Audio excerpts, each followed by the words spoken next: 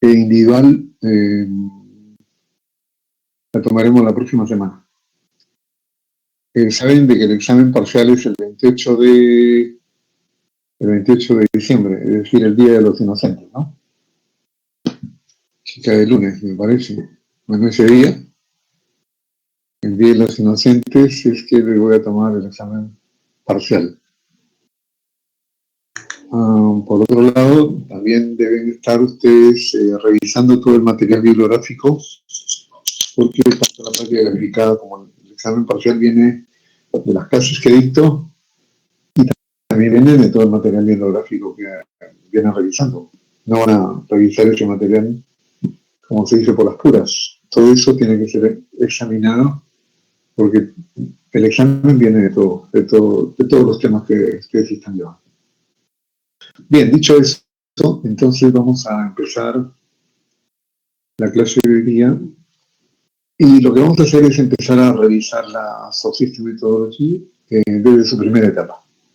La primera etapa, que ya vimos la semana pasada, dimos una mirada general, panorámica de lo que es la Soft System Methodology y explicamos en líneas generales en qué consistía cada una de las etapas, a fin de que ustedes tengan una idea integral de todo lo que abarca la metodología. En las próximas sesiones, a partir de ahora, vamos a ir explicando etapa por etapa, pero ya en mayor detalle, con mayores elementos de análisis y de estudio, y también eso en la idea de que ustedes lo apliquen en ese nivel de profundidad mínimo necesario. Vuelvo a repetir que todo lo que diga yo en estas clases se tiene que complementar y profundizar con toda la bibliografía que tienen ustedes como tema de lectura, ¿no? Entonces, es un tema que deben ustedes de ir revisando y bueno, y participando también, intercambiando ideas con ustedes, entre ustedes, para que se vaya construyendo un conocimiento colectivo en el salón de clase. Empezamos entonces. Situación estructurada, el Soft System Methodology.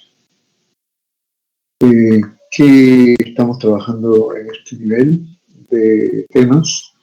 Bueno, en primer lugar, digamos, tendríamos que ver, aquí llamamos situación estructurada, que es la primera etapa de esta metodología. Y para poder entender, tenemos que ingresar a un área del pensamiento sistémico que se llama problemología. ¿Y qué es la problemología? La problemología es la metodología y el arte de definir correctamente los problemas. La mayoría de gente quiere solucionar problemas. Los políticos quieren solucionar los problemas. Los economistas, los sociólogos, en fin, toda la gente quiere transformar la sociedad y las organizaciones. Y se lanza de manera muchas veces no reflexiva a tratar de hacer cambios y muchas veces esos cambios fracasan.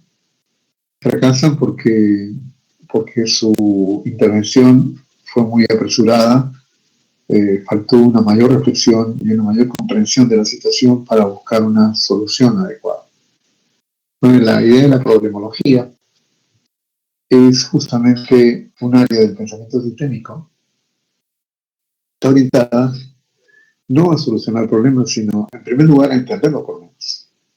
¿De acuerdo? ¿Por qué el Perú ha tenido 3 presidentes en una semana? Bueno, acá podemos lanzarnos a responder rápidamente muchas cosas, pero en primer lugar tendríamos que analizar toda la profundidad del problema que tiene la sociedad peruana para poder entender por qué esa inestabilidad sociopolítica que tiene el Perú.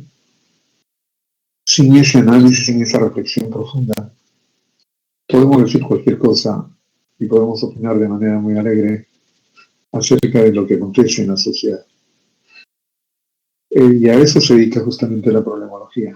La problemología no es sino estar en una posición de reflexión y de observación de distintos observadores que tratan de entender una situación determinada a fin de entender y comprender, que son 2 cosas distintas, esa situación que se pretende estudiar.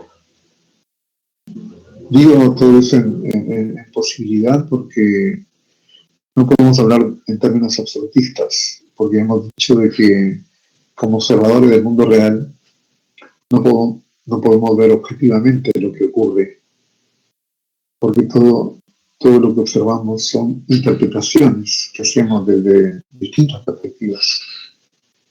Y porque lo hacemos de esa manera, entonces siempre todo queda en una posibilidad de que eso sea verdad o una parte de la verdad completa, pero que nunca la vamos a tener al 100% completa porque tenemos esa incapacidad como observadores del mundo real.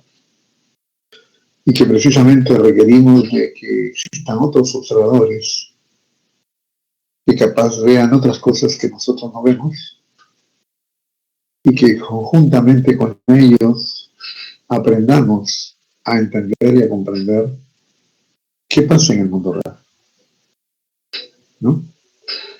Pero cuando me hago la pregunta de qué pasa, es una pregunta que no es estática, sino que ese qué pasa me tiene que llevar al pasado y al futuro. Ese qué pasa me tiene que decir, bueno, ¿qué pasa ahora? Porque lo que está pasando ahora depende de lo que pasó en el pasado. Porque lo que sucede en este momento es consecuencia de lo que hice en el pasado o de lo que hicieron los actores de esa situación que estoy estudiando en el pasado. Entonces, no es una visión estática, es una visión dinámica en el entendimiento y en la comprensión.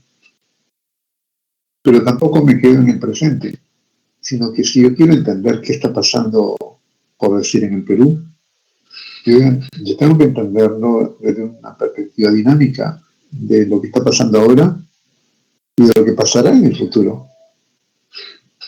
Y como ustedes saben, en ese futuro pueden haber distintas opciones de futuros.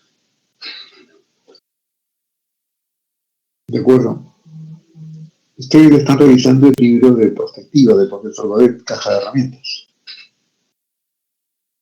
¿De acuerdo? Ese libro es básico para poder entender el futuro. Una pregunta, ¿ustedes tienen el curso de perspectiva como curso de la currícula? ¿En algún ciclo del curso, de la carrera?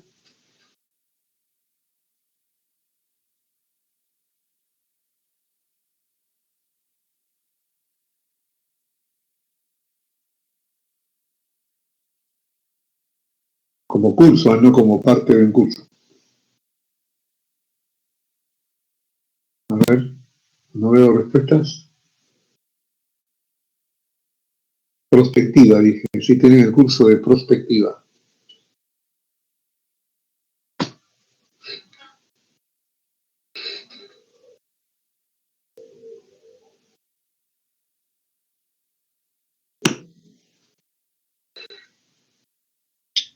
Es una lástima, pues. O sea que si no les pongo esta parte del material que tiene este curso, ustedes como analistas de sistemas andarían un poco rengueando, tratando de entender el futuro de una situación. Porque para poder entender la situación de un sistema, como ya lo hemos dicho en la clase pasada, yo tengo que tener una mirada pasado, presente, futuro. Y para tener esa mirada del pasado, lo puedo hacer a través de la historia, lo puedo hacer a través de las ciencias sociales, lo puedo hacer a través de la antropología, lo puedo hacer a través del psicoanálisis, lo puedo hacer a través de la economía, la econometría, la estadística. El presente lo puedo hacer con todo lo que es el management, el diagnóstico de las organizaciones, ¿no? Pero analizar el futuro implica analizar escenarios, implica analizar posibles futuribles que pueden ocurrir. Y para poder analizar ese futuro, bien podría usar métodos de simulación como la dinámica de sistemas, que es una de las metodologías para hacer prospectiva, o bien podría usar todas las herramientas de prospectiva que que tiene la escuela francesa de perspectiva, la escuela anglosajona de perspectiva. Entonces, ese es un tema que ustedes deberían tener, ver la forma de llenar ese vacío. Yo estoy tratando de llenar ese vacío con el libro que les he dado de caja de herramientas, pero es un libro, vamos a decir, lo mínimo necesario que tendrían que saber para poder manejarse en el curso de Soft System Methodology. En realidad debería existir un curso completo de perspectiva y obligatorio que tendrían que tener las dos carreras, tanto ingeniería industrial como de sistemas. Me parece que hay que hacer una serie de ajustes y el representante de los estudiantes debería estar tomando nota de mi comentario para que cuando hable con las autoridades de la facultad, pues soliciten que ese curso tiene que estar como parte de la currícula. ¿Por qué? Porque en este mundo que es cambiante y dinámico, uno tiene que estar mirando al futuro y al futuro a largo plazo y ganar las herramientas necesarias para poder hacerlo, ¿no? Pero si no tiene ningún curso necesario, ¿no? Para poder hacer ese análisis. Entonces, con mayor razón, deben dedicarle mucha atención al libro de caja de herramientas que les he dado para lectura, porque definitivamente en una metodología como la que estamos haciendo, ustedes tienen que aplicar perspectiva y deberían aplicar dinámica de sistemas, pero como la currícula está mal planteada, a mi modo de ver, primero estudian Soft System y después estudian dinámica de sistemas, cuando debería ser al revés. Primero han debido tomar dinámica de sistemas y después este curso tendría que tomarse cuando ustedes tienen todas las herramientas para hacer un análisis completo de la situación.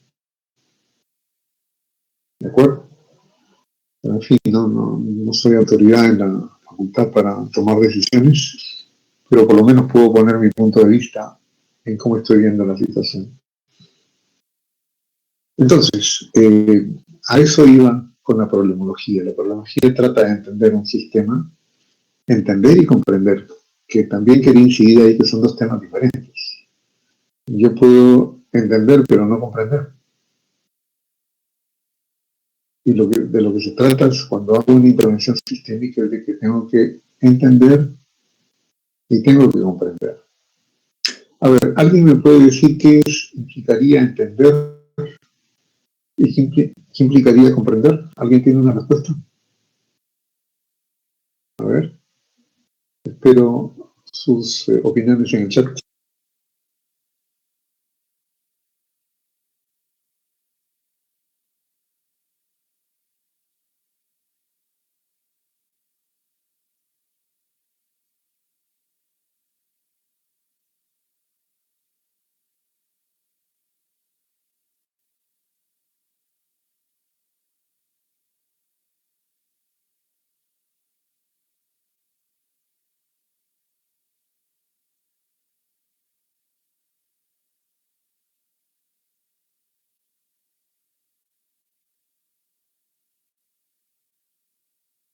Gregor dice, entender se percibe.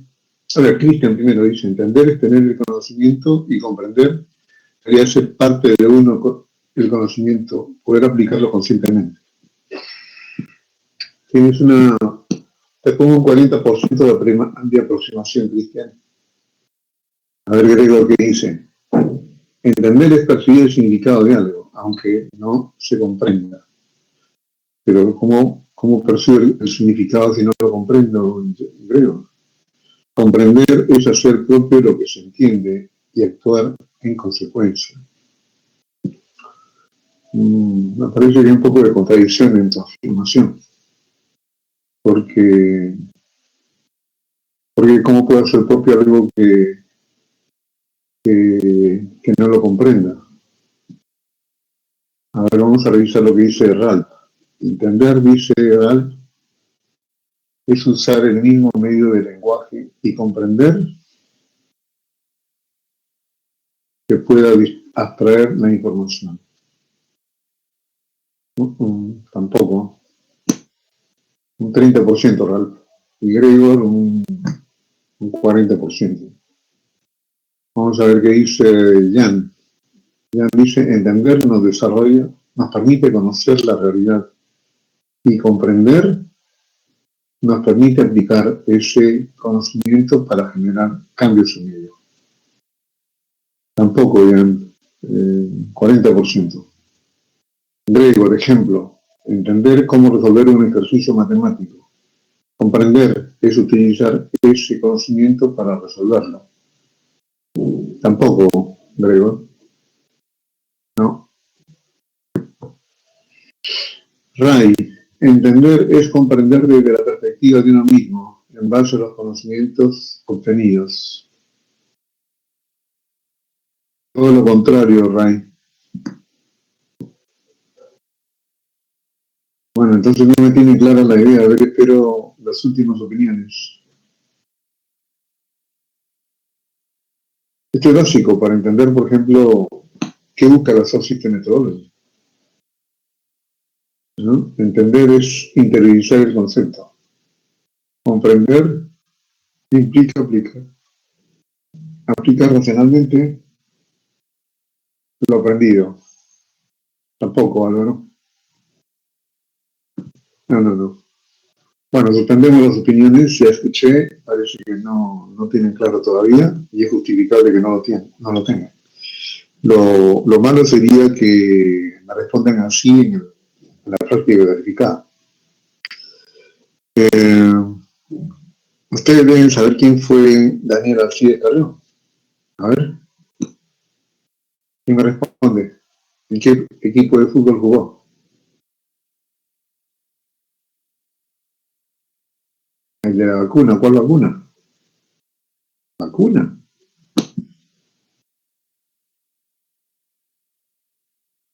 Para nada la vacuna. ¿Quién fue Daniel Alcides Carrión, señores? A ver, opiniones. Un científico, bueno. Me está generalizando, Cristian. Muy general, ahí cae todo, ¿no? Estudió la verruga peruana. Ah, bueno, ahí está más cerca, ¿no? Pero, ¿qué fue un matemático, un economista? ¿Qué fue Ray? Andrés dice la verruga de la roya, pregunta. Álvaro Varese se contagió a propósito una enfermedad, pero no especifica. Se inoculó la verruga. ¿La verruga? ¿O el virus de la verruga? Tiene que expresarse bien, señores, ¿no? Array dice estudiante de medicina y científico peruano. Eso me suena a Wikipedia, Array. Se infectó a sí mismo para encontrar cura al virus de la verruga. Verruga con B chica, me parece, Gregor. Bueno, se acercan. Bueno, Daniel Alcides Carrión está considerado como un ícono de la medicina peruana, señores. ¿No? Fue justamente en sus años de ya finales de la carrera de medicina que, siendo un estudioso en el campo de la medicina, se interesó por una enfermedad que era la enfermedad de la verruga, que daba justamente en la Sierra Central del Perú. Y como estudioso y científico, él leyó mucho sobre la verruga, leyó muchos libros y entendió en qué consistía la verruga. Pero él lo que quiso fue comprender la verruga, la enfermedad de la verruga. Y para eso se inoculó. Comprender, como pueden darse cuenta, es un proceso mucho más profundo que entender. Comprender para qué se inoculó la verruga, porque él quería saber qué sentía un enfermo de verruga, cuáles eran los síntomas, cuáles eran los padecimientos que tenía. Eso no lo podía comprender como médico atendiendo a sus pacientes que tenían la verruga. Entonces él, para poder comprender lo que vivía un paciente de verruga, se inoculó la verruga. Como dije, él entendía, él leyó muchas cosas, había atendido a una serie de pacientes con verruga y entendía en qué consistía la enfermedad. Sabía cuáles eran los síntomas, pero no comprendía cómo era la enfermedad.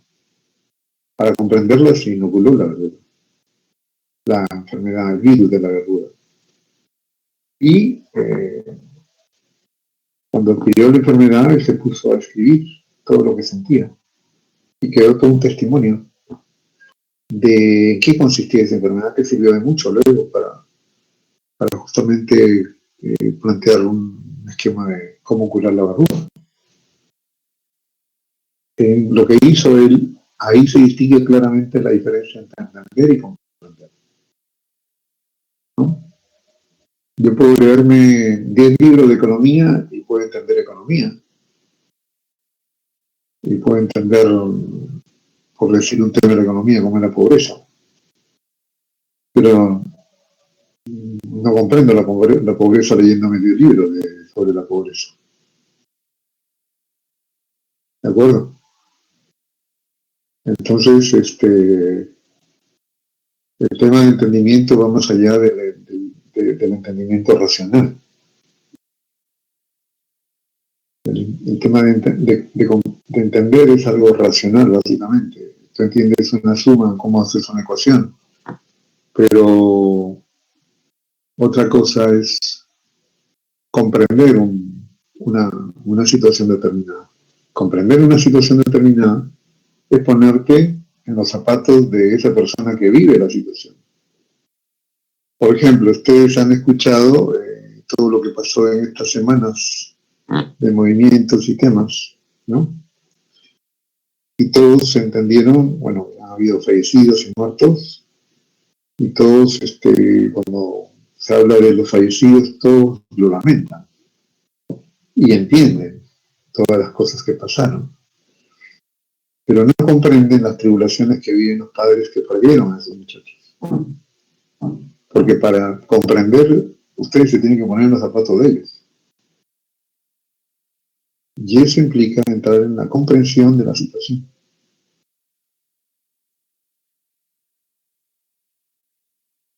Claro, por ejemplo, si yo te digo, estudiame la pobreza de, no sé, pues de San Juan del Lurigancho, ¿qué tendrías que hacer? ¿Te vas a poner a leer libros? ¿O qué vas a hacer para entender la pobreza que hay en San Juan del Lurigancho o en Puno, por decir? ¿Qué vas a hacer? ¿Te vas a poner todos los libros que hablan de la pobreza de Puno? ¿O qué tendrías que hacer para hacer un estudio sistémico de la pobreza de Puno? A ver qué me respondes.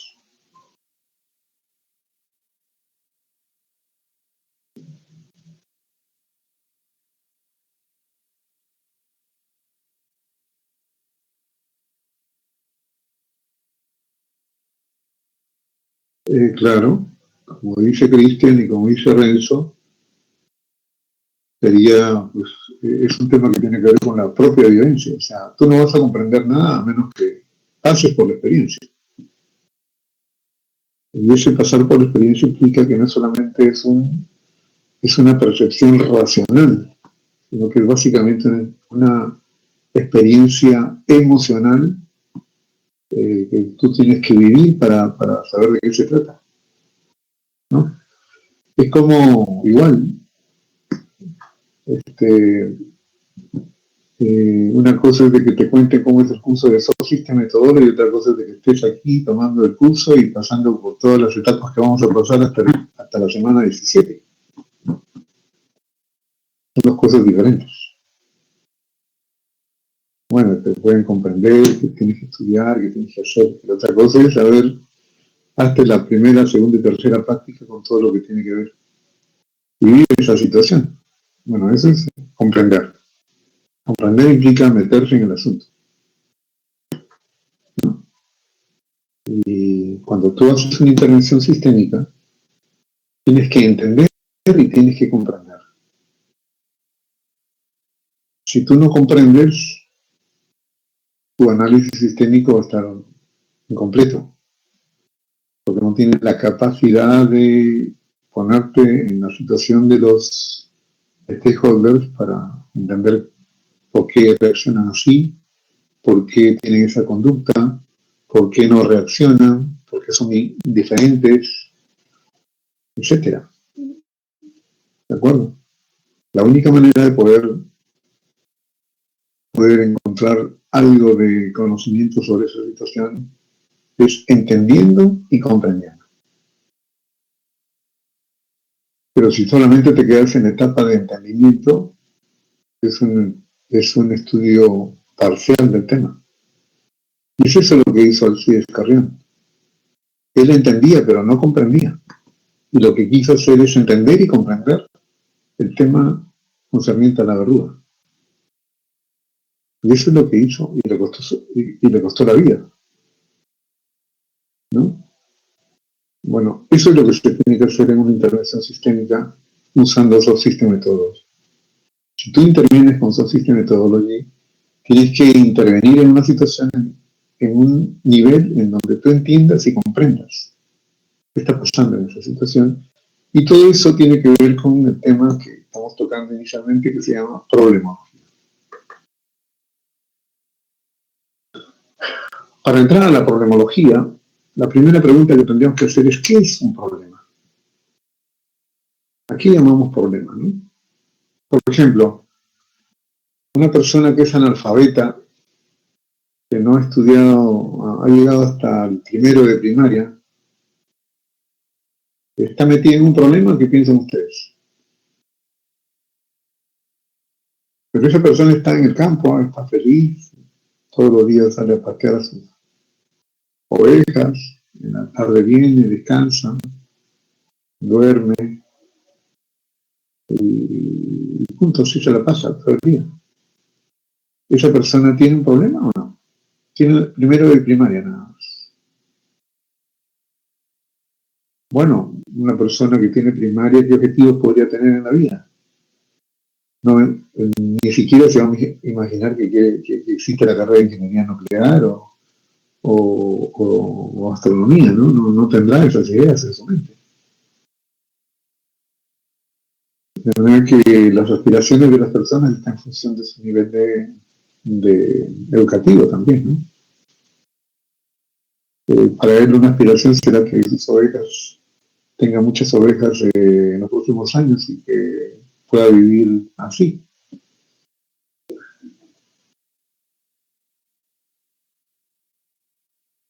Pero no me contestan a la pregunta, ¿está metido en un problema o no? Tiene primero de primaria de educación.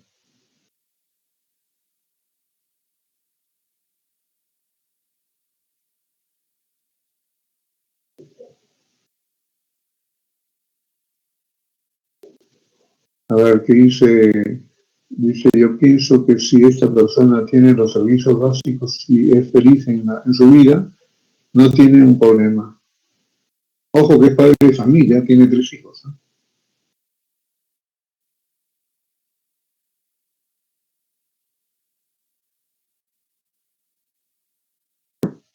A ver, ¿quién opina más? Ya, le doy 2 opiniones más y planteo otra pregunta. Cristian dice no, porque es un quehacer diario, el cual es vivir del campo, no es necesario, ya que con lo que produce en el campo logra satisfacer sus necesidades. Claro, sus necesidades ahora, pero de aquí a 20 años no tiene seguro, no tiene jubilación, no tiene nada. La pregunta era, ¿está metido en un problema o no? Depende de quién sea el observador. ¿A qué te refieres con eso, Renzo?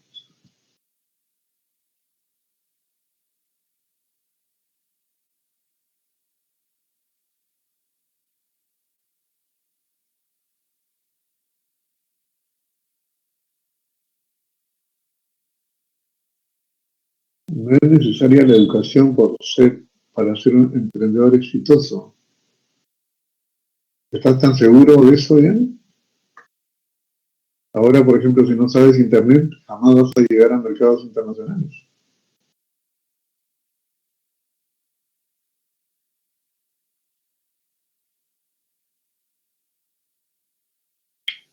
Álvaro dice una cosa interesante, no podría siquiera criar bien a sus hijos. Tiene primero de primaria educación. Se podrá dar cuenta de los traumas psicológicos que tiene el hijo con una persona que tiene primero de primaria para orientarlo, para guiarlo en la vida, ¿no? ¿Sería suficiente con los valores en un mundo del siglo XXI? ¿Sería suficiente que una persona sea honesta para tener éxito en la vida?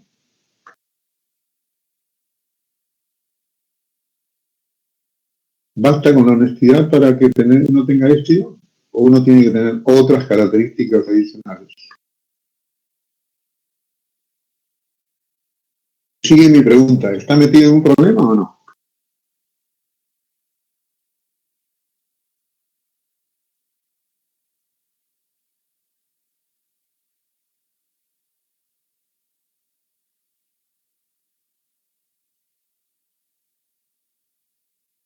¿Cuál es tu justificación en tu asesino, Ian?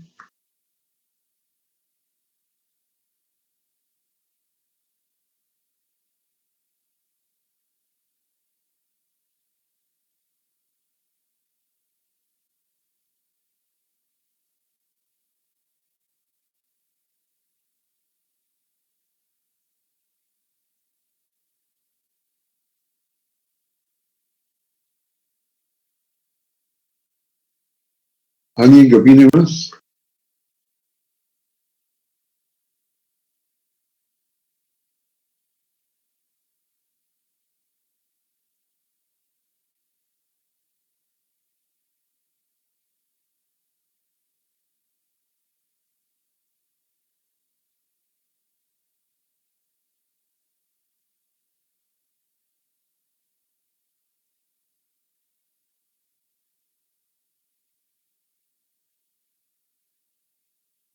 Bueno, no, creo que este razonamiento está mejor ya, ¿no?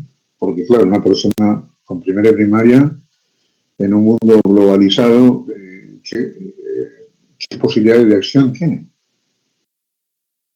¿No? Muy limitadas. Para obtener trabajo, para tener un nivel de ingresos decente, es difícil. El nivel de calidad sería bajísimo y no tendría margen de decir, mira, ahora me cambio de trabajo y puedo hacer esto o lo otro. Con primera y primaria no puedes hacer muchas cosas. Es una forma de imaginación, ¿no? Que todavía existen en la realidad peruana, ¿no? Ahora dice Real sí, porque si quiere criar a la mejor manera a sus hijos tendría que problemas económicos, intelectuales, ¿de acuerdo? Claro, porque no se trata solamente de que, bueno, yo vivo con primero y primaria, que tengo que educar a mis hijos, tengo que orientarlos, etcétera. ¿Y qué sé yo de la vida con primero y primaria? Claro, puedo haber vivido cosas en mi vida personal y puedo tener una capacidad de raciocinio, pero no tengo todo el vuelo pues, que podría tener si estuviese mejor formado, ¿no? Pero no podría tener esa mirada, esa visión, como para aconsejar a mis hijos para que tengan otras características de vida. Porque a mí no se van a ocurrir con ese nivel educativo. Pero les hago otra pregunta más concreta. Ya, imaginemos una persona, tiene cáncer y le han dado 2 semanas de vida. ¿Está metida en un problema esa persona? A ver, ¿qué me contesta?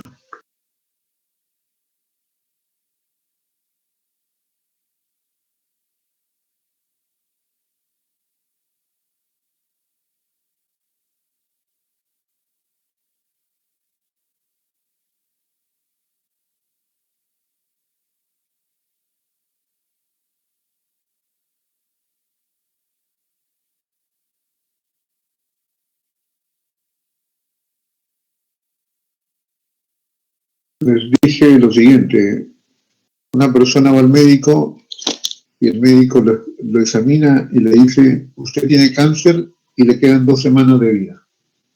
¿Está metida en un problema esa persona, sí o no?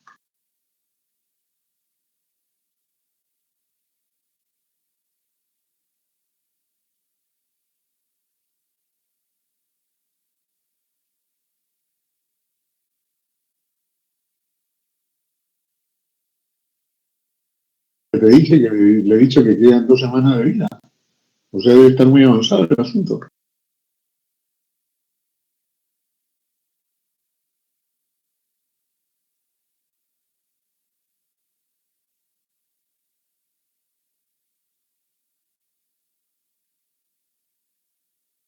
Claro, pero está metido en un problema, ¿no, Gregor?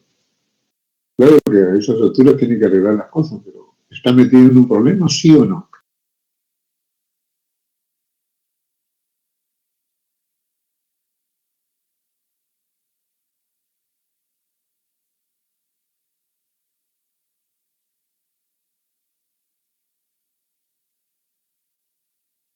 ¿Alguna persona que no quiera vivir?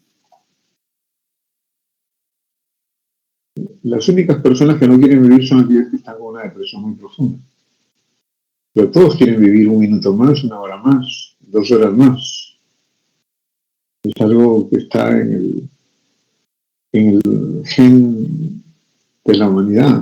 Por eso es que nos reproducimos, para preservar la especie, porque tenemos esa necesidad de ser imperseveros.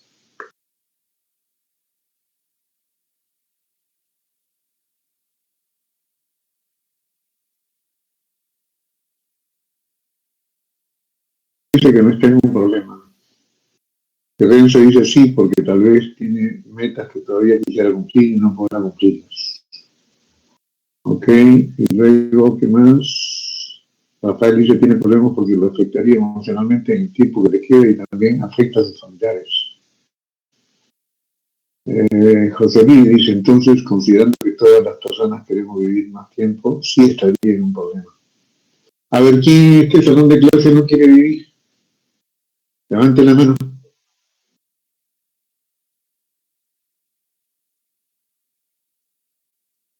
Jan dice una vez más, depende de quién se plantee la pregunta. Si es la misma persona y, por ejemplo, vive solo, no tiene amigos ni familiares, es decir, no tiene compañía, ha decidido la semana que viene, entonces no estaría en un problema. Es más, sería un motivo más para suicidarse.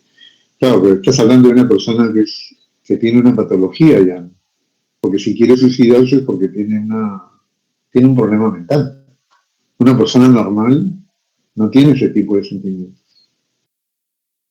Una persona normal quiere vivir, de todas maneras, a pesar de todo.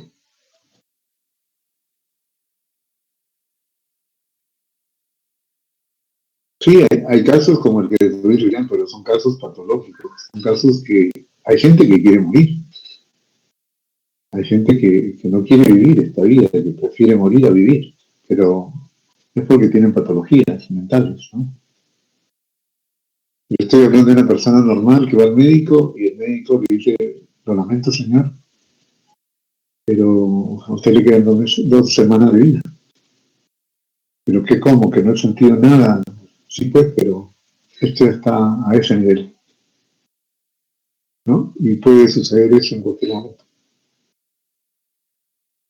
Jorge dice, obviamente, sería un problema. ¿Qué será de mi mascota si vivo solo? Claro, estamos hablando de si está metido en un problema, pero también podría estar causándole problemas a sus familiares, porque se van a quedar sin la persona que les daba el sustento, o se van a quedar sin la persona que los orientaba, si tiene hijos pequeños, etc. A ver qué dice Ricardo. Dice, la idea de querer vivir dependerá del modo de pensar de la persona en ese instante. Por ejemplo, una persona muy triste puede hacer morir. Sin embargo, cuando está en el hilo de la vida y la muerte, cambiará de opinión drásticamente, hablando de una persona sin el trastorno depresivo. No está muy clara tu construcción lingüística, Ricardo. No me quedó muy claro tu explicación. A ver, Jan, ¿qué quieres poner?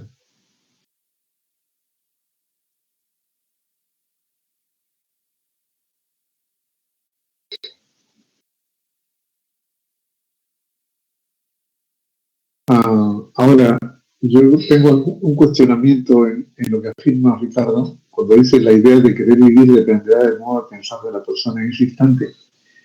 ¿Depende del modo de pensar o del modo de sentir?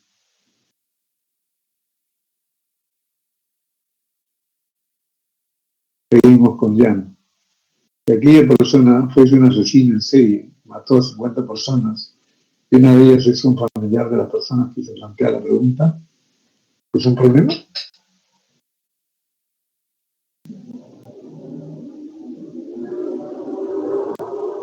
No está clara tu argumentación, ya. No la entiendo, por lo menos. Me dice que hay una persona que mató 50 personas. Y esa persona que mató 50 personas no es una persona normal. Tiene una patología mental. Estás hablando de una persona anormal, para empezar. Y ahora, una de ellas es un familiar, una de ellas es un familiar de la persona que opina. Ya esa persona que opina, bueno, opina sobre el asesino que va a morir, que lo van a fusilar, por decir. Posiblemente por una persona que sabe que van a fusilar al asesino no esté metida en ningún problema, al contrario, es verdad que lo fusila, ¿no? De manera que no me quedó muy claro tu argumento. ¿Eh? Bueno, para la persona que está viendo que al asesino lo van a fusilar, posiblemente sea una solución. Y eso es lo que mucha gente pide, que se instale la pena de muerte. ¿No? Pero no estoy hablando de ese caso. Estoy hablando de un caso concreto, que va una persona al médico y le dice, el médico le dice tiene 2 meses de vida, señor. Y es una persona normal, no tiene ninguna patología mental.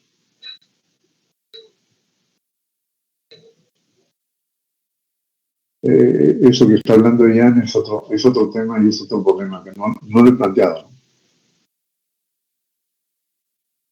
A ver, Cristian dice, si fuera un anciano que ya ha cumplido con todos sus objetivos en la vida y ve la muerte como el siguiente paso, para él no sería un problema. En cambio, para sus familiares sí sería un problema, ya que perderían a un familiar querido. Ya, pero ¿tú crees que un anciano no tiene objetivos en la vida?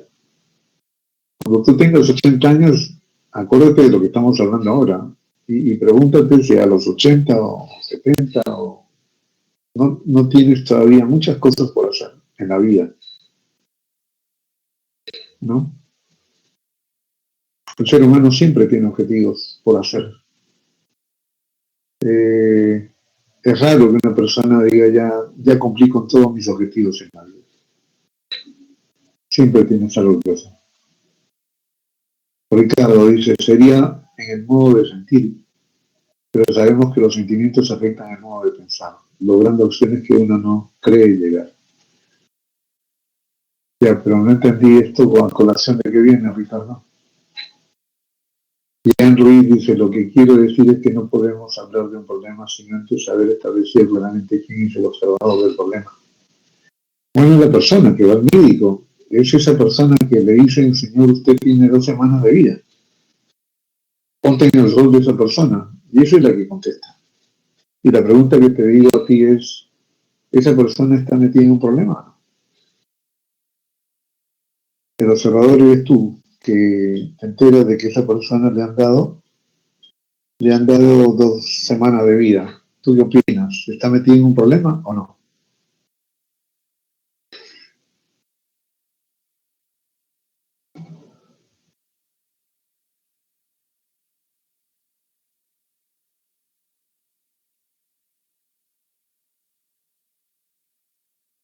Ahora, si tú me respondes que sí, respóndeme por qué está metida en un problema.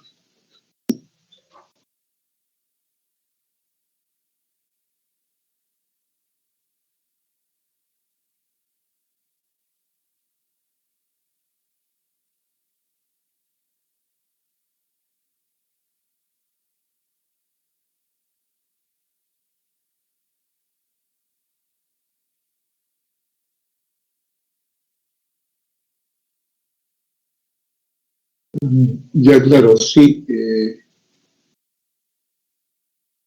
claro, ya, pero explícame por qué está metido en un problema. A ver qué dice Cristian. Dice, si fuera a mí a quien viera la noticia, sí sería un problema porque yo quisiera vivir más tiempo, pero actualmente me quedan solo 2 semanas de vida. Ya, Cristian, pero yo te preguntaría, ¿en qué consiste tu problema?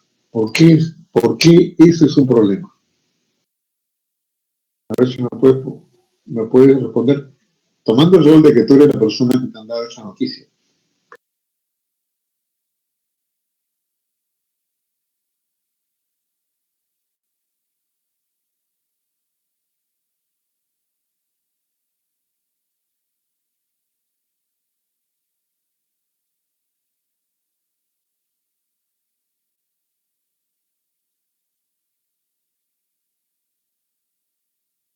Bien, señores, creo que es suficiente con lo que hemos revisado por las opiniones, ¿no? Podemos llegar a una conclusión que es un problema entonces. Y de todo lo que ustedes me hablan, son temas que no tienen que ver con la razón, sino con el sentimiento. O sea, eh, por ejemplo, ¿no? Lo que responde Cristian, que dice que, bueno, si me dan la noticia sería un problema porque yo quisiera vivir más. Eso no es solamente un raciocinio, sino que eso es lo que uno quisiera, desease. Eso está en el mundo de las emociones. El ser humano no es un ser racional, sino es un ser básicamente emocional. Y cuando estamos metidos en un problema, lo que responde no es la razón, sino la emoción. Por ejemplo, ya imagínense, les voy a poner este caso hipotético. Salen jalados en Soft System y todo. ¿Están metidos en un problema o no? ¿Qué me dicen ustedes?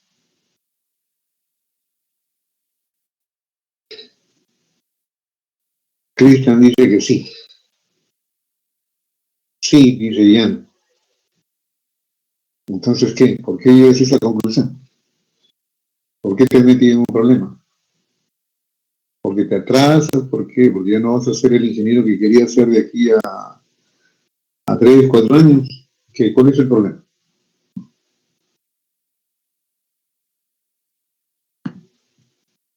No es un tema emocional, es un tema de sentimiento.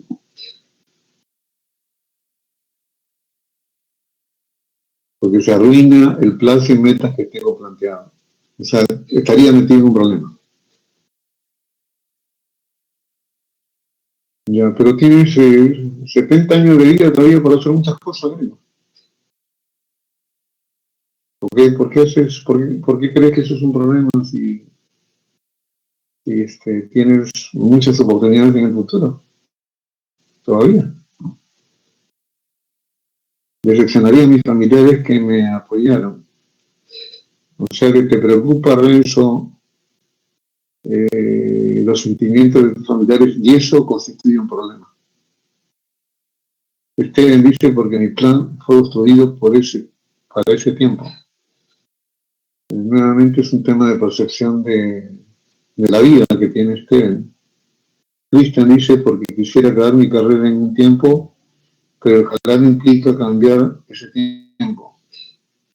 O sea, es un tiempo, o sea, es una molestia porque se modificó tu tiempo que modifica tus metas para acabar en un tiempo determinado.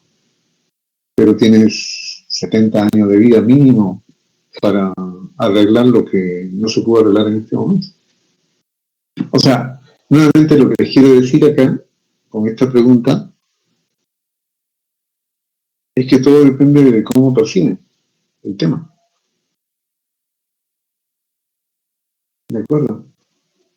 Y eso es lo que plantea esta diapositiva. Un problema es aquella situación en donde se genera un conflicto al observador entre la situación que vive actualmente y la que quisiera vivir. Por ejemplo, la situación que vives actualmente, imagínate que saliste jalado en el curso. Y esa es la situación que vives. Respecto a la que quisiera vivir, que sería el haber aprobado el curso. O la situación que vive esta persona que le dijeron que tiene cáncer.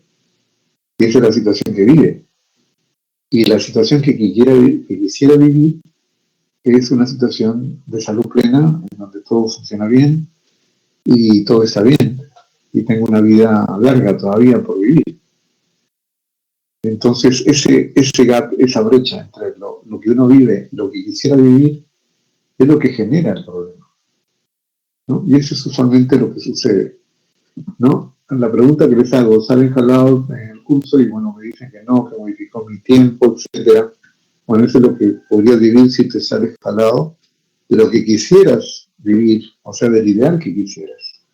Estas son, todo esto que estamos viendo y que hace que uno perciba como problema, es una comparación de una situación determinada respecto de una situación que uno quisiera que se logre, ¿no? Y eso genera desazón, genera tristeza, genera inclusive depresión, porque es un tema que lo sentimos, pero ya estamos hablando en el mundo emocional.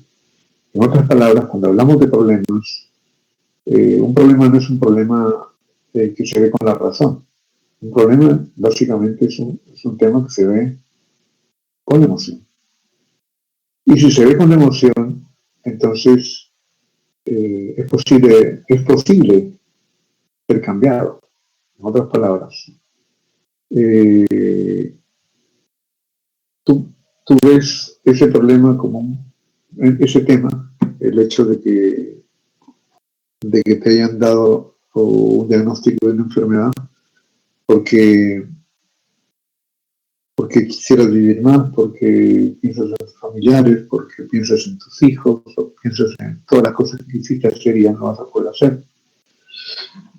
Y eso te genera un montón de emociones que te hacen sentir que estás en una situación muy difícil. Pero es por la percepción que estás viendo el tema, ¿no? Ustedes recordarán que pasó en septiembre, el 11 de septiembre del año 2004, me parece que fue, o no, el año 2000. El 11 de septiembre, ¿saben lo que pasó? ¿O no saben? El año 2000, el año 2000.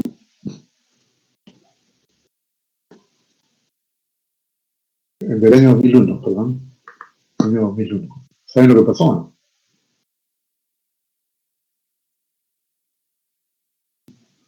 ¿No? A ver qué me dicen. El atentado en la Torre Gemelas, ¿no? Ese atentado de la Torre Gemelas fue un atentado inimaginable. Nadie se pudo haber imaginado que pudo haber un atentado en una ciudad tan importante como Nueva York de la potencia mundial, que supuestamente debería tener todos los mecanismos de seguridad, pero ocurrió. Y ese atentado fue hecho por gente terrorista,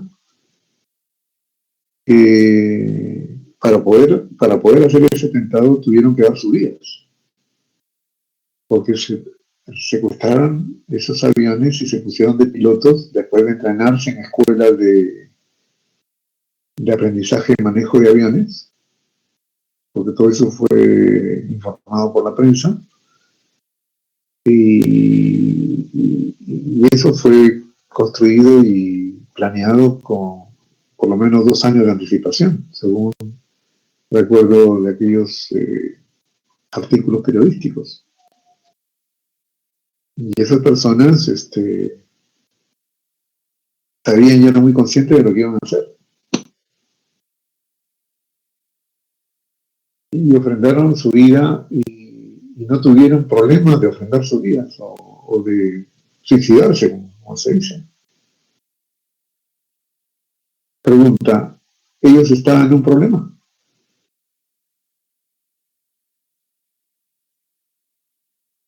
¿Por qué no, Rey?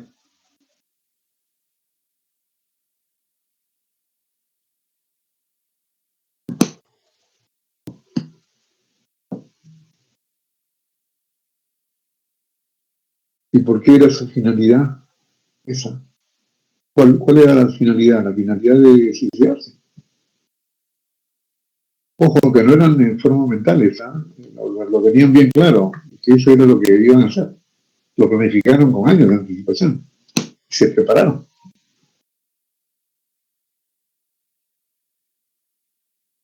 Claro, pero iban a morir, y morir era dejar de hacer muchas cosas en este mundo.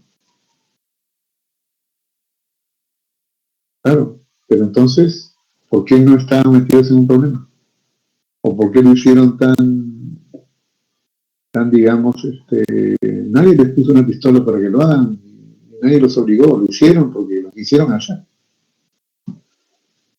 A ver qué me dicen ahí. Ya, entonces no estaban metidos en un problema, a pesar de que morían. Porque este enfermo que tiene cáncer va a morir también, pero esa persona sí está metida en un problema. Pero estos que ocurrieron, que hicieron este tipo de atentados, mueren también, pero no están metidos en un problema. A ver, aclárenme cuál es la diferencia. Porque en ambos casos mueren, pero ¿cuál es la diferencia entonces? A ver,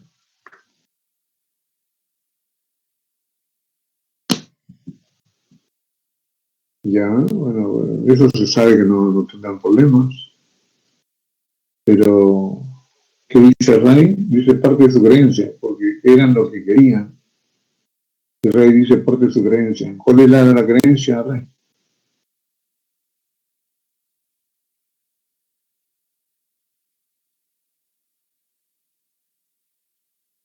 Cristian dice su visión. ¿Su visión de qué?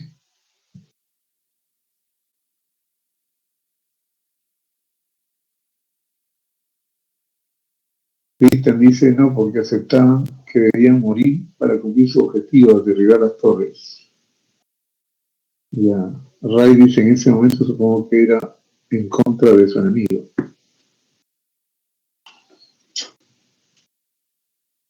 Bueno, yo les hago todas estas preguntas porque quiero que ustedes me precisen exactamente cómo definen los problemas ustedes, ¿no? Y cómo distinguen y se ponen en el rol de esos temas para ver cómo me definen este tema, de lo que se llama problema, ¿no? En ese momento supongo que era en contra de su enemigo, bueno, pero todavía no escucho de ustedes como participantes una respuesta convincente que me trate de explicar por qué estas personas que atentaron en las torres no estaban en un problema y por qué una persona que va al médico que le dice que tiene una enfermedad y le quedan 2 semanas de vida sí está en un problema, porque eso es lo que me han dicho. O sea, no entiendo, si los dos mueren. A ver qué me dice.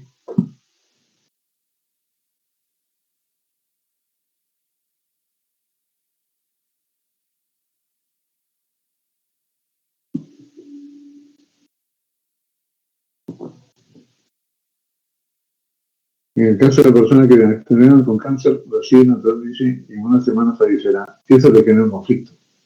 En cambio, los que se mataron en el atentado fueron concientizándose acerca de que debían morir durante el tiempo que fueron preparados para los atentados. Ya, bueno, pero cualquier ser humano hemos dicho que si va a morir, pues lo que más aprecia el ser humano y por eso vive es la vida. Esta gente se mató y no tuvo el menor reparo en suicidarse y matar con ellos a gente inocente, ¿no? ¿Por qué? ¿Por qué pueden haber ese tipo de actos? ¿Y por qué en el primer caso se está metido en un problema y en el segundo caso me dicen que no estaría metido en un problema? A ver, pues los objetivos son diferentes en ambos casos. Rafael, si tienen problemas psicológicos al atentar contra sus vidas. O sea, era un problema para ellos porque tendrían que entregar su vida para cumplir otros propósitos políticos. Cristian, porque además de vivir, el ser humano también busca trascender. Los del atentado sabían que trascenderían si es que realizaban el atentado. Claro, por ahí va la respuesta, por lo que dice Cristian, ¿no? O sea, en el caso del enfermo que se le detecta cáncer, él aprecia la vida. Y cuando le dicen que tengo 2 meses de vida, 2 semanas de vida, obviamente que se le cae el mundo abajo, ¿no? Una serie de cosas, no solamente se siente afectado él, sino si tiene hijos menores, pues piensa en todo eso y además dejaría huérfanos a hijos menores con una serie de temas pendientes, ¿no? Entonces, eso sería una situación problemática. Pero en este caso de estos terroristas que se lanzaron a hacer estos atentados, Ese problema, el tema de morir no era un problema. Y por eso que no están metidos en un problema. Es más, ellos lo quisieron hacer. Y por ahí creo que ustedes mismos han dicho que fueron concientizados, bueno, obviamente que estuvieron preparados mentalmente para cometer ese tipo de cosas. Y lo hicieron de una manera muy calculada para que eso no fracase. ¿Y por qué? Básicamente por la creencia que después de morir se van a encontrar con Alá, porque creían en eso. En otras palabras, lo que estamos conversando acá es de que todos los actos y todas las cosas en donde uno dice que estamos en problemas o no estamos en problemas, son temas que básicamente tienen que ver con la forma como interpretamos el mundo. Por ejemplo, ustedes me dicen, si me jalan del curso, estoy en un problema. Bueno, depende cómo lo interpretes. De repente convenía que te jales de curso para que aprendas mejor y seas mejor ingeniero. Porque la primera vez no habías aprendido nada y estabas pasando a las justas. Y así, un tema tan importante como la metodología sistémica no la dominases. Pero una segunda experiencia, dedicándote mejor y aprendiendo con mayor detalle las cosas, de repente es un paso para atrás para dar 10 pasos adelante. Entonces, depende cómo interpretar las cosas. Y cada una de esas situaciones te plantea estar en una situación problema o no estarla. Y eso tiene que ver con este tema de la problemología. ¿De acuerdo? Y esas son las cosas que están pisando el terreno de los sistemas blandos. Pasando a otro tema, entonces, una cosa es problema, otra cosa sería situación problemática. ¿Qué es una situación problemática, señores? Una situación problemática es aquella situación en donde el observador vive diversos problemas a la vez, ¿no? En realidad, en el mundo, en la vida, no es que los problemas vengan en cola. O sea, primero viene el problema económico, luego detrás viene el problema de salud, luego detrás viene el problema, vamos a decir, existencial. Los problemas se dan todos a la vez. Está el problema económico, pero a la vez está el problema de salud, pero a la vez están los problemas con los familiares, pero a la vez está el problema en el trabajo, pero luego está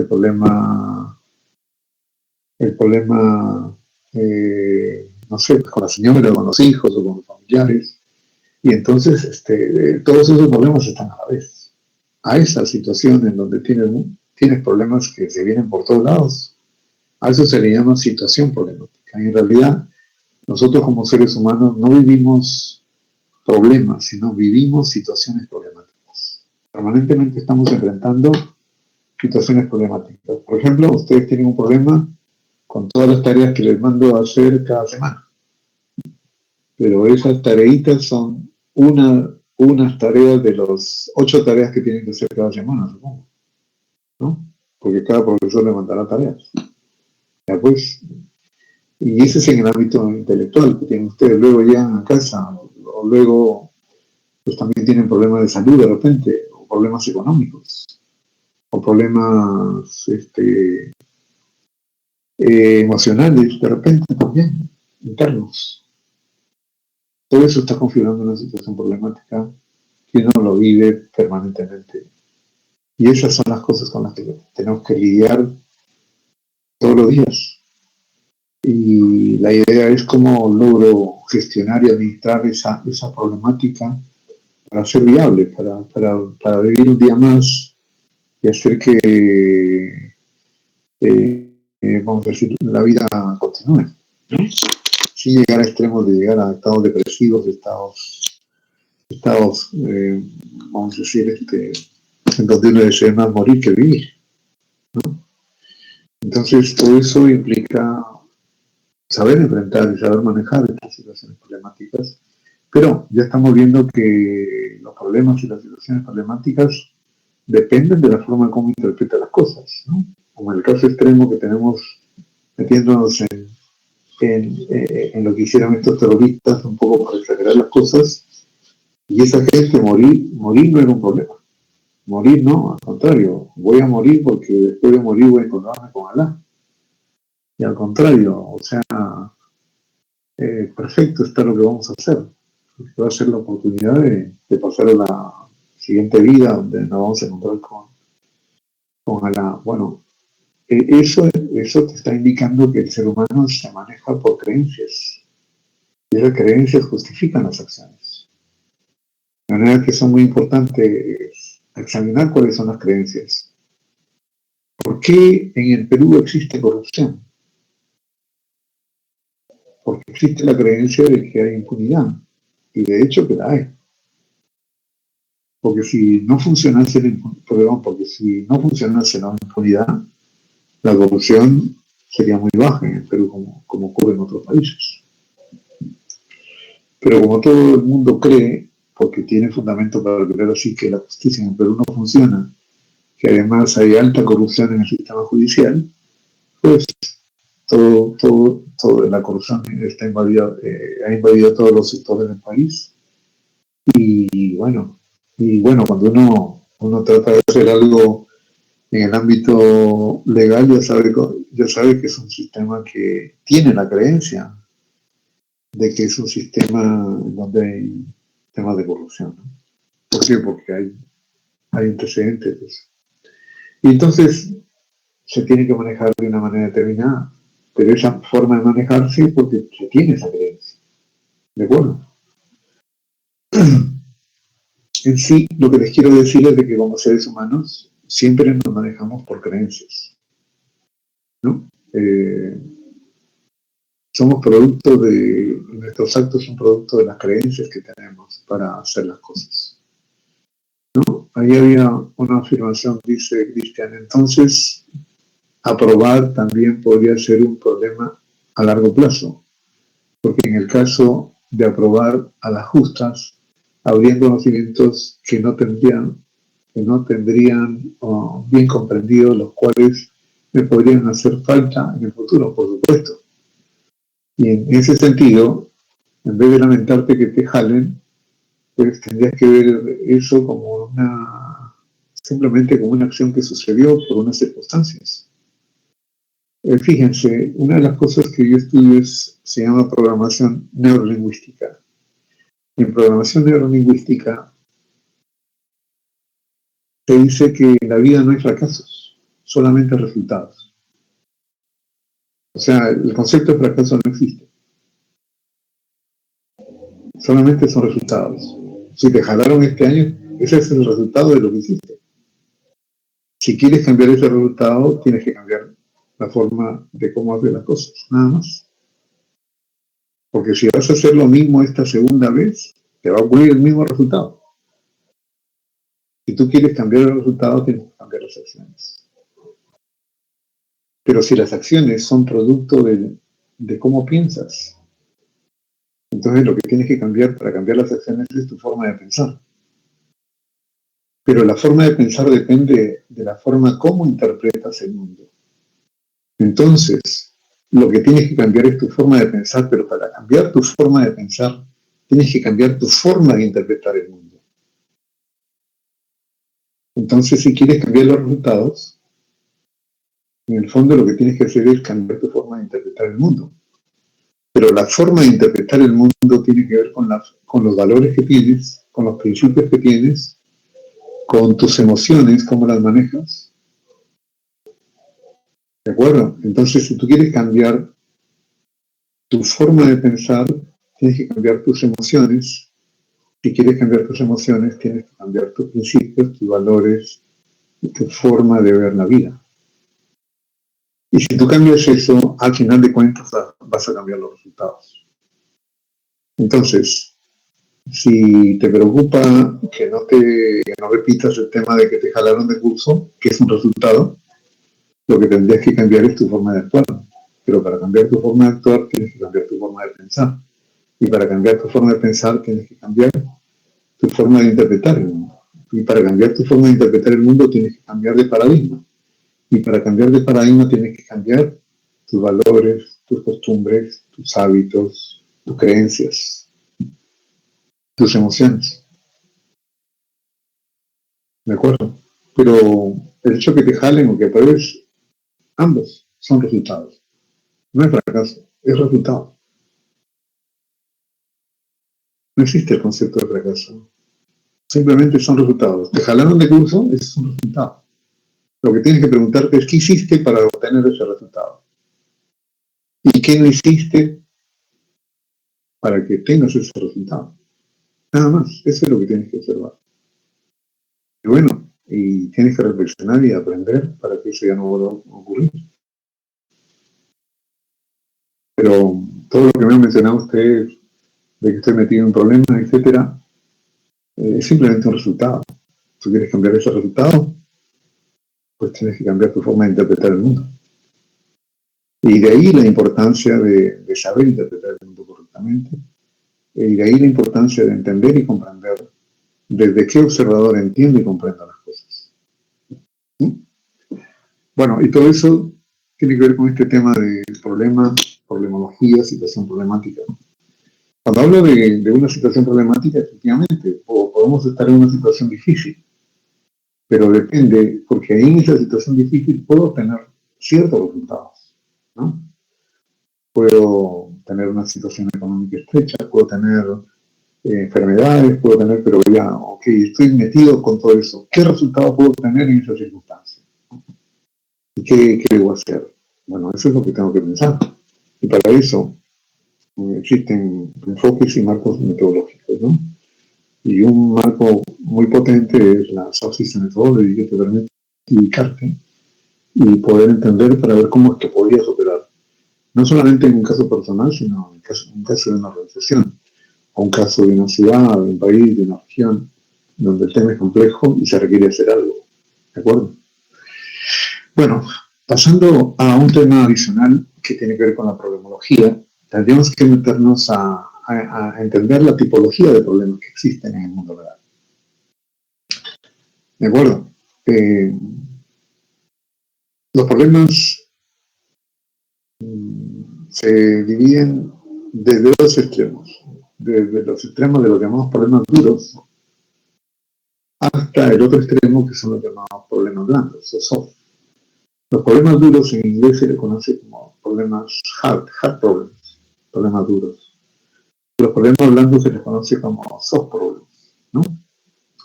En ese rango entre los problemas duros y blandos existe una mixtura de problemas. Puede haber un grupo de problemas que están más al lado izquierdo, es decir, más al lado de los problemas duros, pero no están en este extremo, sino que están por acá. Entonces serían problemas medios, o sea, semiblandos, ¿no? Conforme se van acercando al lado derecho, siguen siendo problemas semiblandos, pero son problemas más blandos que duros. Hasta que estamos en este extremo derecho, donde estamos pisando los demás problemas de tipo blando. Pero como ya lo hemos conversado unos minutos atrás, lo más importante de todo es saber definir correctamente el problema. Y entonces no hay que olvidar esa frase que dice ahí, que dice que el problema consiste en definir el problema. Muchas veces actuamos en una situación donde el problema está mal definido, ¿no? Definimos mal el problema. Si al definir mal el problema, vamos a intervenir en ese problema mal definido y vamos a dedicarle tiempo a resolver un problema que posiblemente no sea el problema, ¿no? Fíjense, en muchas ocasiones, a veces atacamos a la consecuencia del problema, es decir, al efecto, no a la causa, sino al efecto. ¿De acuerdo? Por ejemplo, ¿no? Me jalaron de curso. Ese es el resultado, ese es el efecto. Entonces, bueno, ¿y por qué me jalaron? Porque no cumplí con el trabajo, no trabajé en equipo, entregué tarde el trabajo. Entonces trata de arreglar esas acciones. Trata de mejorar y trata de tratas de entregar a tiempo el trabajo, tratas de reunirte con los muchachos, con tu equipo, pero ahí lo que estás haciendo es arreglar acciones. Te dijimos que las acciones son producto de tu forma de pensar, pero no estás modificando nada de tu forma de pensar. Estás simplemente, dices, los resultados me jalaron. ¿Qué tengo que hacer? Mejorar las acciones para que cambie el resultado. Y te pones a cambiar las acciones. Pero nada de la estructura de tu forma de pensamiento ha cambiado. Entonces, en el futuro te va a pasar otra vez, porque tu estructura no cambió, tu forma de pensar no cambió. Si quieres modificar las acciones, tienes que modificar tu forma de pensar. Entonces, eso implica que vas a un siguiente nivel, que es modificar tu pensamiento. Y bueno, y te puedes quedar ahí. Y de repente no has arreglado todo el problema, porque esa forma de pensar, tú puedes decir, bueno, antes pensaba así, ahora voy a pensar de esta manera, pero no es examinado por qué tienes que cambiar esa forma de pensar. Simplemente te dice, no, voy a pensar de esta manera porque me lo ha dicho un amigo, me ha aconsejado a otra persona. Pero si tú no interiorizas por qué tienes que pensar de otra manera, simplemente lo vas a hacer mecánicamente. No vas a saber por qué lo haces. La única manera de darte cuenta por qué tienes que cambiar es cuando te tomas conciencia de cómo interpretas el mundo. Y si esa forma de interpretar el mundo es la correcta. Y eso implicaría avanzar un poco más en este proceso. Bueno, y eso, ya lo dije, tiene más cosas que trabajar todavía. Pero mucha gente no llega a ese análisis, solamente se queda en las acciones. Y quiere modificar las acciones, pero no cambia más allá. Entonces vuelve a cometer el mismo problema en otra ocasión, en otro curso o en otro ciclo. Porque se ha quedado en el primer nivel de cambio, ¿no? Entonces va a ir a otra experiencia y va a definir incorrectamente otra vez el problema. Y va a estar resolviendo un problema que no es el problema. Y va a estar perdiendo tiempo haciendo cosas que no debería haber hecho. Y no está haciendo cosas que sí debería haber hecho, pero que como no ha definido bien el problema, no lo hace, ¿no? Entonces una de las cosas que uno tiene que aprender, y eso nos enseña la problemología, es a saber definir correctamente los problemas. Pero, además, tomando conciencia que en el mundo real hay distintos tipos de problemas, desde problemas duros hasta los llamados problemas blandos. Una de las cosas que tengo que tomar conciencia es qué tipo de problema estoy enfrentando.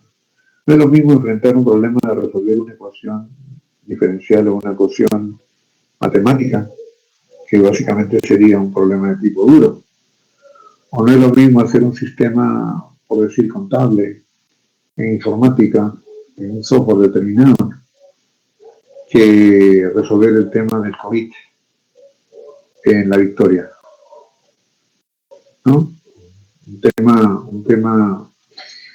tema de hacer un sistema contable, informático, está más en esta línea, puede ser un problema semiduro, pero el problema del COVID es mucho más complejo. Entonces yo tengo que saber cuál es la dimensión del problema que estoy enfrentando. Y sobre esa base saber qué tipo de herramientas mentales necesito para poder entender y comprender esa situación. Y eso tiene que ver con esta frase que dice: el problema consiste en definir el problema y ver, digamos, y ubicarse en esa situación de una manera correcta. Esto me hace recordar también a un pensador sistemista que se llama Jan Mitrov. El profesor Jan Mitrov decía que el ser humano comete dos tipos de errores: el llamado error tipo 1 y el llamado error tipo 2. ¿A qué le llamaba error tipo 1? Error tipo 1, para Jan Mitrov, era el error que cometen las personas, que consiste en resolver incorrectamente un problema correctamente planteado. Puedo repetir: error tipo 1 es resolver incorrectamente un problema correctamente planteado, ¿no? Y ese es el error que se comete con frecuencia, ¿no? O sea, me dan un problema, pero lo resuelvo mal. Ese es el error tipo 1. Y el segundo tipo de problemas que cometen los seres humanos es lo que llama error tipo 2. Error tipo 2 es aquel problema, perdón, es aquella situación en donde la persona resuelve correctamente un problema incorrectamente planteado. Cometer error tipo 2 es resolver correctamente un problema incorrectamente planteado. Y según Jan Mitrov, el 99% de las personas comete error tipo 2, es decir, están resolviendo correctamente problemas que no son problemas. ¿Y por qué están resolviendo correctamente problemas que no son problemas? Porque el problema está mal definido, que es lo que estamos hablando en este momento. Una de las cosas a las cuales contribuye la Social Methodology es justamente ayudarnos a definir correctamente los problemas. Creo que ese es uno de los aportes que hace Social Methodology cuando analizamos temas complejos que se dan en cualquier situación donde interviene el ser humano. Y eso es lo que uno de los principales aportes que tiene este marco metodológico.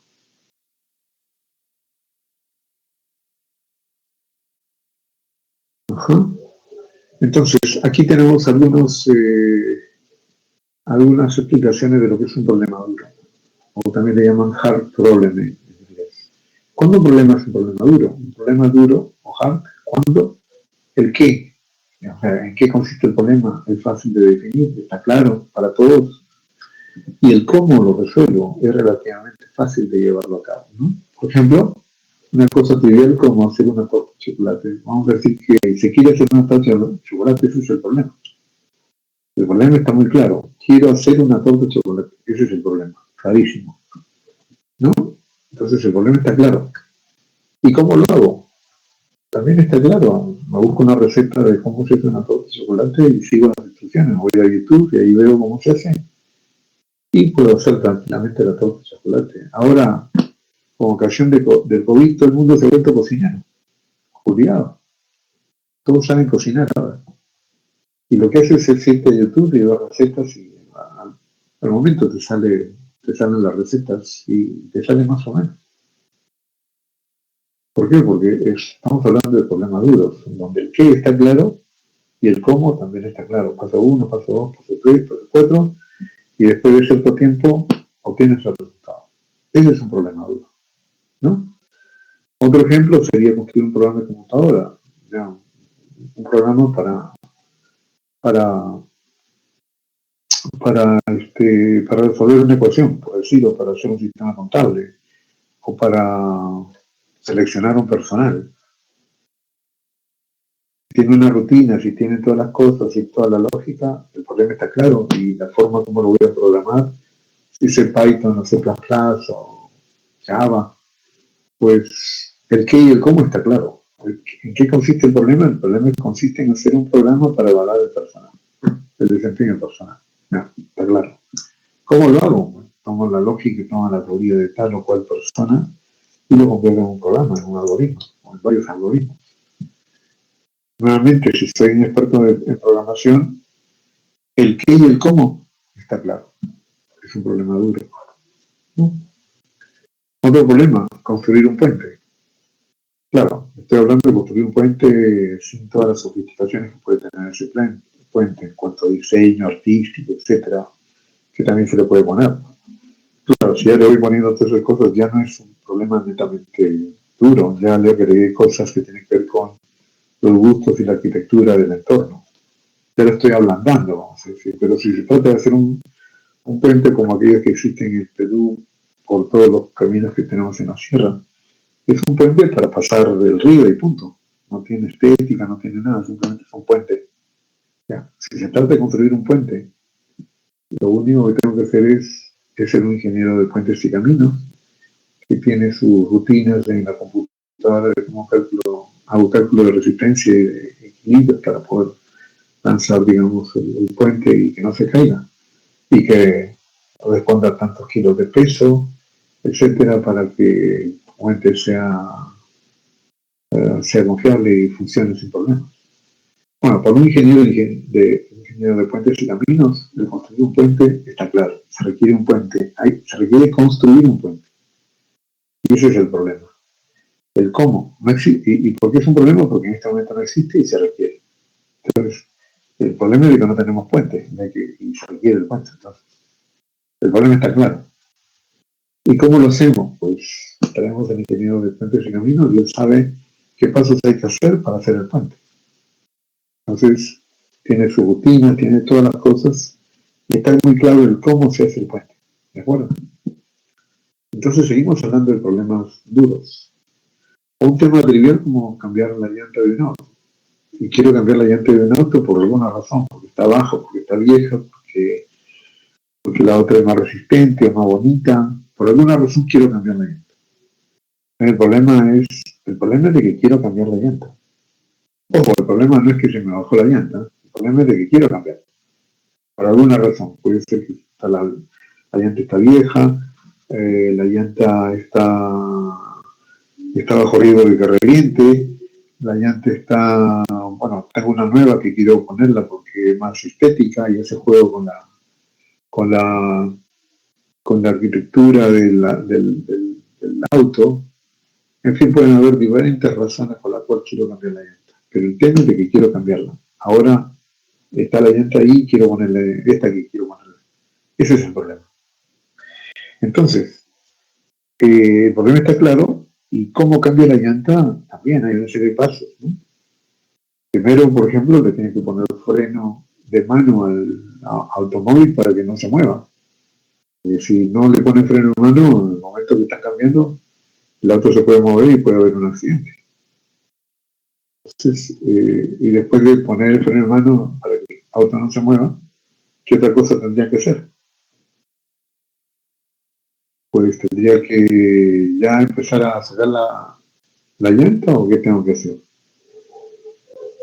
Pues tengo que poner todas las herramientas necesarias para proceder al cambio de llanta.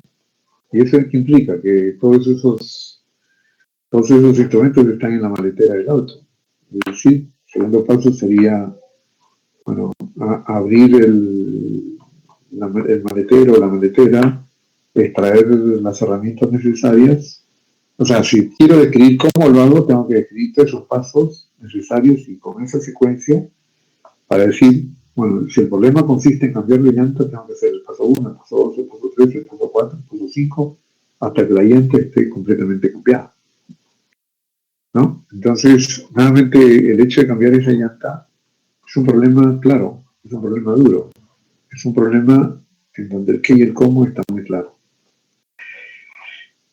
Todo el sistema educativo que ustedes han recibido, y en general todo el sistema educativo del Perú y del mundo, en este mundo dominado por el pensamiento produccionista y positivista, es un sistema educativo que orienta a la gente y educa a resolver problemas duros.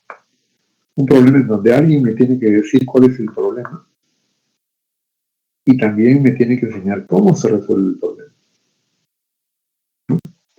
Y para eso han hecho las universidades, para que me enseñen cómo se hacen las cosas. Ustedes se están educando en esta carrera para aprender cómo hago un programa, cómo hago un análisis de sistemas, cómo automatizo una organización, cómo mejoro la calidad de procesos, cómo bajo los costos de producción, cómo le obtengo mayor rentabilidad a la empresa, cómo hago que esta empresa sea más competitiva, cómo hago para que el reparto y la logística de reparto de productos sea más eficiente. Lo que hacen es aprender cómo, suponiendo que el problema está claramente definido. Pero todo el sistema educativo está orientado para eso. Y eso es lo que ustedes están haciendo curso por curso en una carrera como la que tienen. Pero en ninguna parte del curso, a menos que se metan en filosofía o se metan en estos marcos metodológicos, ustedes hacen una reflexión no sobre el cómo, sino para qué le cambian la llanta, o para qué construyen el puente, o por qué ustedes quieren preparar una torta de chocolate, ¿Qué sentido tiene? Esa pregunta no se hace. Básicamente todo el sistema educativo está orientado a responder cómo. Nadie pregunta para qué o por qué. En Sociste Methodology sí tienes que hacerte esa pregunta. ¿Por qué? Porque pueden haber diversas razones para hacer algo. Más aún si tratas problemas de tipo blando. ¿Qué es un problema de tipo blando? Un problema de tipo blando es un problema en donde en qué consiste el problema es difícil de dilucidarlo. No se tiene claro. Por ejemplo, ¿cuál es el problema del COVID?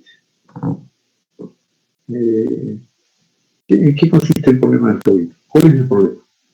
¿El problema es el virus? ¿O el problema es el sistema caduco del sistema sanitario peruano? ¿O el problema es la forma como los peruanos se comportan ante una pandemia? ¿O cuál es el problema? El problema es de que no tenemos la tecnología, no tenemos el desarrollo económico que nos permita proteger a la sociedad peruana. ¿Cuál es el problema? O sea, cuando vivimos un problema blando, no se tiene muy claro cuál es el problema. O el COVID es la consecuencia de cómo está el mundo, cómo está ordenado, cómo está planteado. ¿No? ¿En qué consiste? ¿Cuál es el problema del COVID? ¿No? Hasta se está sacando historia de que el COVID no es algo natural, sino que es algo creado por alguien. No, todo eso puede suceder. Entonces, ¿en qué consiste el problema del COVID? No está claro. Es un término difícil de dilucidar. ¿Y cómo lo resuelvo? Bueno, si en los diferentes países supieran cómo se resuelve, de resto de ese problema no fuera problema. Pero la humanidad en este momento está en serios problemas, porque no saben cómo resolverlo. Nadie sabe. Ni los médicos saben, porque cada vez decía la Organización Mundial de la Salud, hay que tratar este tema, hay que darle esta medicina. Si luego a las 3 semanas decían, no, cambiemos de medicina, ahora pues hay que dar otro tipo de medicina, porque aquella medicina que dijimos hace 4 semanas se ha visto que no son efectivas, ¿no? Tampoco se sabía y se está aprendiendo todavía no solamente de los efectos físicos que tiene esta enfermedad, sino además tiene una serie de efectos mentales en la salud mental de la gente. Pero además hay una serie de efectos colaterales que no se habían visto al inicio. Por ejemplo, ¿cuál es el impacto en la salud mental de la gente que está encerrada y hace pasar casi un año encerrada en la casa? Que no tiene la posibilidad de salir y de socializarse, sabiendo que el ser humano es un ser social, es un animal social por naturaleza. Entonces, hay una serie de consecuencias que hace que el problema sea muy complejo de entenderlo, muy complejo de comprenderlo y muy complejo para buscar una solución viable. Y estos son los problemas de tipo blando, para los cuales no te han educado. Ningún sistema educativo de acá del Perú te educa para resolver este tipo de problemas, a menos que entres en este tipo de metodologías que pertenecen al enfoque sistémico y que han tomado muchos años en crearse, ¿no? La Subsystem Methodology fue creada por el profesor Peter Checkland en la Universidad de Lancaster, de quien tuve la suerte de ser discípulo, y bueno, él se demoró 25 años en hacer la metodología, ¿no? 25 años investigando, y todo eso lo hizo en la Universidad de Lancaster. Acá en la universidad te la pasas 2 años investigando y no tienes resultados y te sacan de la universidad porque dicen tú no eres productivo. Ya pasaron 2 años y no tienes ningún resultado. Afuera. Bueno, una metodología de este tipo le tomó al profesor Checkland 25 años hacerlo. Porque así dura, un trabajo profundo dura ese tiempo, ¿no? Y bueno, ¿para qué? Porque ellos se percataron de que había este tipo especial de problemas que eran problemas difíciles de manejar en las organizaciones de diverso tipo. Repito, un problema hablando es aquel en donde el qué es difícil de dilucidarlo y el cómo lo resuelve es aún más difícil todavía de saber. Por ejemplo, ya estamos viendo el COVID, ¿cómo lo resolvemos? La solución que ha dado Corea del Sur la podemos aplicar en el Perú.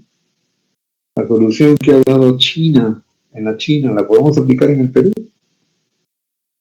No la podemos, pues, porque tenemos otra cultura, no tenemos la tecnología que ellos tienen, no tenemos los niveles de verticalidad que tienen ahí, donde todo lo que dicen las autoridades de ese país se hace. Acá no, acá no se puede hacer eso.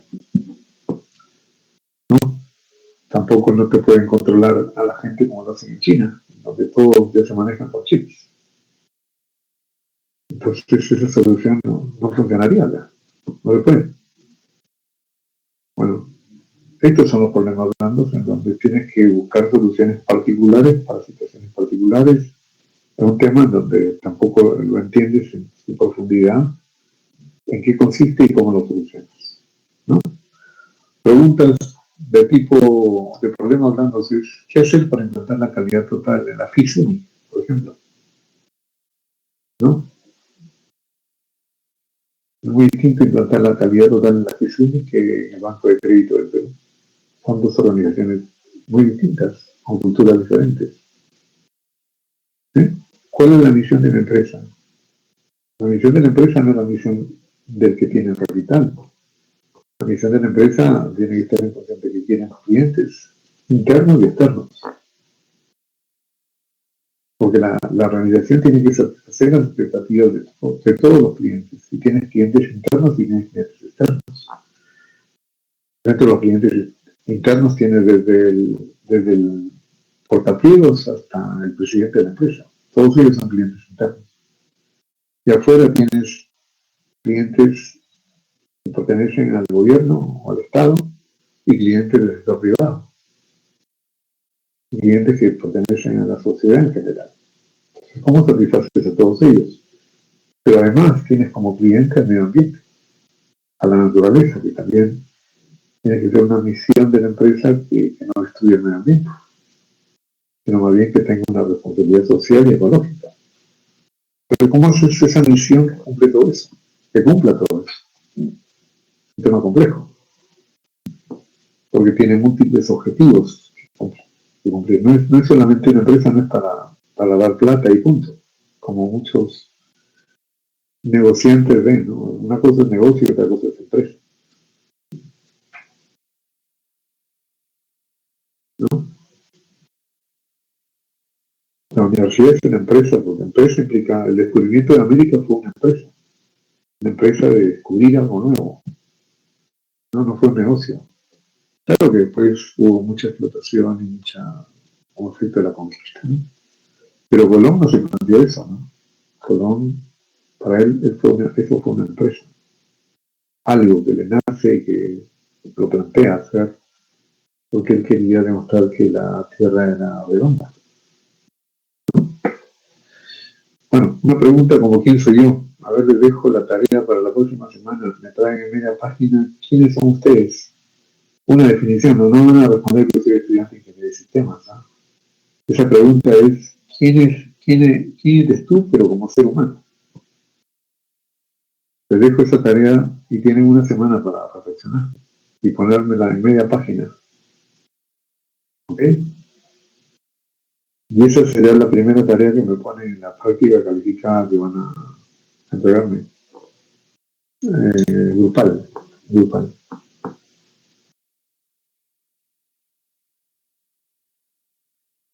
¿Es la pobreza el problema? Es otro ejemplo del problema blando. ¿Qué es la pobreza? ¿De qué pobreza estamos hablando en primer lugar? Porque hay distintos tipos de pobreza. Por ejemplo, en Perú hay mucha pobreza intelectual. ¿Cuántos libros lee un peruano? Promedio lee un libro. Comparado con lo que lee un chileno que lee en promedio de 7 a 10 libros anuales, la diferencia es muy grande, ¿no? Hay pobreza intelectual. El nivel de calidad de la enseñanza peruana es muy bajo. Estamos en los últimos lugares en el ranking mundial de la calidad educativa, en todos los niveles. Segundo tema, ¿de qué pobreza estamos hablando? Hay pobreza afectiva. Hay mucha gente que tiene problemas mentales porque hay gente que le falta afecto. Hay pobreza afectiva. Hay mucha diferencia en la sociedad. ¿De qué pobreza estamos hablando? Hay pobreza moral. El Perú es uno de los países más corruptos del planeta, ¿no? Y bueno, y hay pobreza material, que es la pobreza económica. El nivel de ingresos de la gente pobre todavía sigue siendo muy alto en Perú y con el COVID se ha acentuado. Entonces, cuando hago la pregunta, ¿es la pobreza el problema? Usualmente la gente, concretamente los economistas, se van básicamente a la pobreza material, a la pobreza económica, a la pobreza monetaria. Pero hay otros tipos de pobreza. Y si quiero analizar el tema de la pobreza, lo tengo que ver sistémicamente, de manera integral. Porque todos estos tipos de pobreza, la pobreza intelectual, la pobreza afectiva, la pobreza moral, se conectan con la pobreza material. Entonces, si yo quiero hacer un estudio de la pobreza, tendría que ser un estudio completo. Y ese es un problema complejo, ¿no? ¿Cómo mejora la pobreza moral que tiene el Perú? Eso implicaría cómo combatimos la corrupción. Y para combatir la corrupción, tendríamos que aplicar hasta la inteligencia artificial, posiblemente, para hacer sistemas automatizados en donde no intervengan los seres humanos en los procesos que se hacen en el Poder Judicial, en la medida posible para que la corrupción no exista. O sea, que imagínense que para poder resolver este problema tengo que meterme en una serie de ámbitos de conocimientos muy amplios, ¿no? Bueno, pero es la única forma de poder abordar este tipo de temas. Y son temas complejos, no son temas simples como los primeros y para los cuales ustedes han sido educados y siguen siendo educados. Lo que estamos haciendo en este curso es detenernos un poco y hacer esa reflexión para que tomemos conciencia de que se requiere otro tipo de educación. Y ustedes como jóvenes deberían estar pensando en que requieren ser educados de otra manera y nadie los va a educar si ustedes mismos no buscan cómo educarse de otra manera, ¿no? Quizás mi labor como docente en este momento es abrirles un poco los ojos de los oídos para decirles, señores, es que tienen que tomar conciencia de que las cosas van por acá y deben tomar tales y tales medidas. No puedo hacer más tampoco un curso como este, no tengo 4 o 5 cursos para enseñarles más cosas. Entonces, bueno, hacemos todo lo que podemos, ¿no? Bien, entonces estamos viendo cómo el tema de la problemología. Hemos transitado de los problemas duros a los blandos, incidiendo de que la educación que ustedes han recibido y que en realidad todo el sistema educativo peruano y mundial todavía recibe, es una educación para resolver problemas duros. Pero la gran mayoría de problemas que vivimos como individuos o que se viven en las organizaciones de cualquier tipo son problemas de tipo blando. En realidad los problemas duros son casos particulares de los problemas blandos y más bien nosotros los hemos endurecido para facilitarnos la solución del problema. Pero en su esencia los problemas en general son problemas de tipo blando. Y para terminar, antes de irnos a Bay, por ejemplo, les planteo una pregunta. ¿Cómo debo educar en los próximos 20 años a un niño que nace hoy día? En otras palabras, ¿qué cosas le tendría que enseñar a ese niño desde el kinder, digamos, hasta el quinto de media? ¿Qué le tendría que enseñar a un niño que nace hoy día? A ver, le voy a dar el break para que piensen y nos encontramos a las 8 con 10 minutos. Vamos a hacer un break en este momento. Le contestan esa pregunta al revés, ¿no? ¿Qué tema le enseñamos a un niño que nace hoy, en los próximos, o sea, de la primaria y en la secundaria, para formarlo ante lo que se viene en el mundo en los próximos 20, 30 años? Bueno.